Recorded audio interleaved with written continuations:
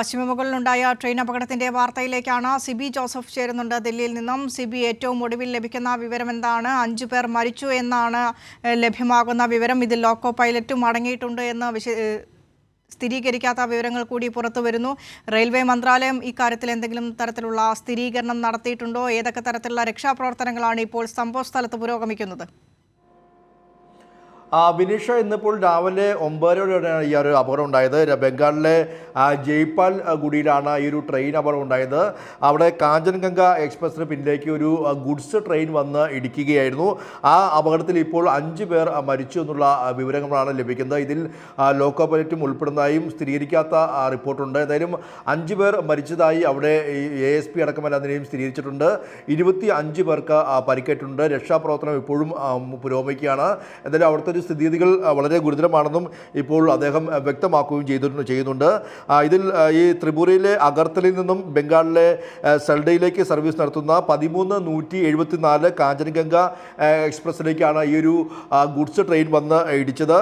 ഈ ചരക്ക് തീവണ്ടി സിഗ്നൽ മറികടന്ന് പാസഞ്ചർ ട്രെയിനിലേക്ക് ഇടിക്കുകയായിരുന്നു എന്നുള്ളതാണ് നമുക്കിപ്പോൾ പ്രാഥമികമായി ലഭിക്കുന്ന ഒരു വിവരം.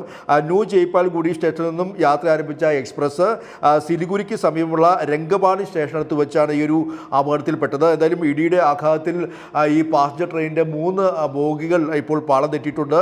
അതുകൊണ്ട് തന്നെ ഈ പാളം തെറ്റിയ ബോഗികളിൽ കൂടുതൽ യാത്രക്കാർ കുടുങ്ങിക്കിടക്കുന്നതെല്ലാം തന്നെയും സംശയമുണ്ട്. ഇപ്പോൾ രക്ഷാപ്രവർത്തനം പുരോഗമിക്കുകയാണ്.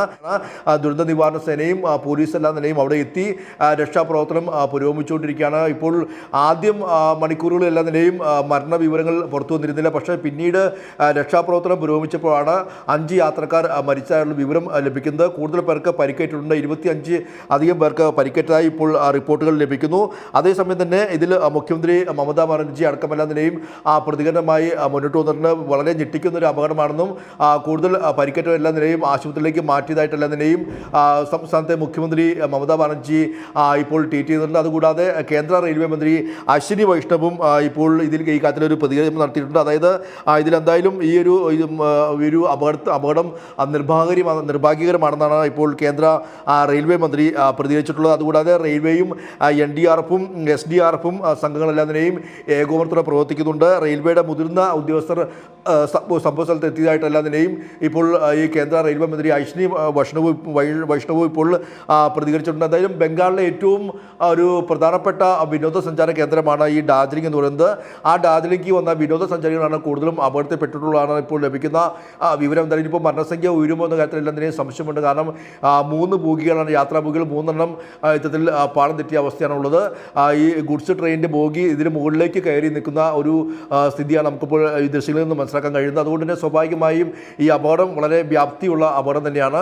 എന്തായാലും മരണസംഖ്യ ഇപ്പോൾ 5 റിപ്പോർട്ട് ചെയ്തിട്ടുണ്ട്. ഇനി കൂടുതൽ മരണസംഖ്യ ഉയരാനുള്ള സാധ്യതയുമുണ്ട്. ഈ കോച്ചുകളിൽ പല ആളുകളും കുടുങ്ങിക്കിടക്കുന്നുണ്ട്. അവരെല്ലാം തന്നെയും രക്ഷപ്പെടുത്താനുള്ള ശ്രമം പുരോഗമിക്കുകയാണ്.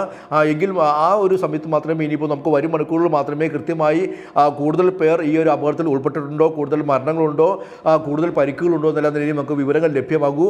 എന്തായാലും പോലീസും NDRF സംഘം എല്ലാം തന്നെയും അവിടെ രക്ഷാപ്രവർത്തനം പുരോഗമിക്കുകയാണ്. ആദ്യ മണിക്കൂറുകളിൽ നാട്ടുകാർ തന്നെ അവിടെ രക്ഷാപ്രവർത്തനം ആരംഭിക്കുകയായിരുന്നു. എന്തായാലും ആദ്യ മണിക്കൂറുകളിൽ മരണമൊന്നും റിപ്പോർട്ട് ചെയ്തിരുന്നില്ല. പക്ഷേ ഈ ഒരു ബോയ്ക്കുള്ളിലുള്ള എല്ലാം തന്നെയും രക്ഷാപ്രവർത്തനം ആരംഭിച്ചപ്പോഴാണ് ഇപ്പോൾ മരണങ്ങൾ റിപ്പോർട്ട് ചെയ്യുന്ന സംഭവങ്ങൾ പുറത്തു വരുന്നത്.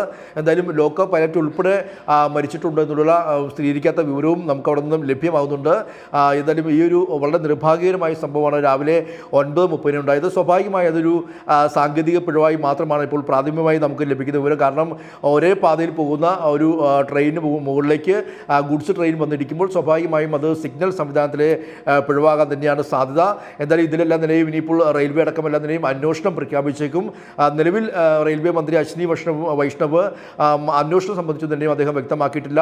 നിലവിൽ ഇപ്പോൾ രക്ഷാപ്രവർത്തനവുമായി ബന്ധപ്പെട്ടുകൊണ്ട് ഏകോപിപ്പിച്ചുകൊണ്ട് നടക്കുമെന്നുള്ളതാണ് ഒരു പ്രതികരണമാണ് അദ്ദേഹത്തിൻ്റെ ഭാഗത്ത് നിന്ന് ഉണ്ടായിട്ടുള്ളത്.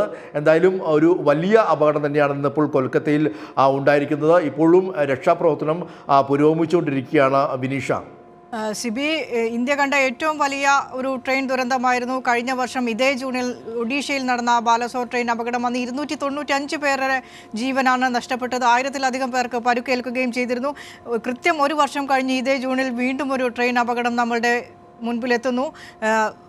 ഈ പുറത്തു വരുന്ന റിപ്പോർട്ടുകൾ അനുസരിച്ച്, പുറത്തു വരുന്ന വാർത്തകൾ അനുസരിച്ച്, ലഭ്യമായ വിവരങ്ങൾ അനുസരിച്ച് അപകടത്തിൻ്റെ വ്യാപ്തി വളരെ വലുതാണ്. 3 ബോഗിക്കുള്ളിൽ ഇപ്പോഴും നിരവധി പേർ കുടുങ്ങിക്കിടക്കുന്നു എന്ന് തന്നെയാണ് കേന്ദ്ര റെയിൽവേ മന്ത്രാലയം തന്നെ സ്ഥിരീകരിച്ച വാർത്ത പുറത്തു വരുന്നത്. ഏത് തരത്തിലുള്ള കാരണമാണ്, അതായത് പ്രാഥമിക നിഗമനം ഏത് തരത്തിലാണ്? സിഗ്നൽ സംവിധാനത്തിലെ പിഴവ് എന്ന പ്രാഥമിക നിഗമനത്തിൽ തന്നെയാണോ? കാരണം ഒരേ പാളത്തിലൂടെ 2 ട്രെയിൻ വരുന്നു എന്ന് പറയുന്നത് കൃത്യം സിഗ്നൽ സംവിധാനത്തിലെ പിഴവിലേക്ക് മാത്രമായി ഒതുക്കി നിർത്താവുന്നതല്ല. തീർച്ചയായും ബിനീഷ, നമുക്കിതിനെ ഏറെ ഗൗരവമായി തന്നെ കാണേണ്ടതുണ്ട്. പ്രത്യേകിച്ച് നമുക്കറിയാം ഈ NDA സർക്കാരിൻ്റെ കാലത്ത് വലിയ ട്രെയിൻ അപകടങ്ങൾ ഉണ്ടായതെല്ലാം തന്നെയും നമ്മുടെ കൺമുന്നിലുണ്ട്. പ്രത്യേകിച്ച് കഴിഞ്ഞ വർഷം ഇപ്പോൾ ബിനീഷ പറഞ്ഞ പോലെ തന്നെ അന്ന് 290-ലധികം ആൾക്കാരാണ് അന്ന് ബാലസറിൽ ട്രെയിൻ അപകടത്തിൽ മരിച്ചത്. അന്നും സിഗ്നൽ സംവിധാനത്തിലുണ്ടായ വലിയ ഒരു പിഴവ് തന്നെയായിരുന്നു ഈ ഒരു അപകടത്തിലേക്ക് നയിച്ചത്. പ്രത്യേകിച്ച് റെയിൽവേ അടക്കം, അല്ലെങ്കിൽ നരേന്ദ്രമോദി സർക്കാർ അടക്കം അവകാശപ്പെടുന്ന റെയിൽവേ വളരെയധികം അത്യാധുനികവൽക്കരിച്ചു, ഏറ്റവും നവീനമായ സാങ്കേതിക വിദ്യയുടെ അടിസ്ഥാനത്തിലാണ് റെയിൽവേ സ്റ്റേഷനെല്ലാം തന്നെ നവീകരിച്ചിട്ടുള്ളത്. അങ്ങനെയെല്ലാം തന്നെ അവകാശപ്പെടുമ്പോഴും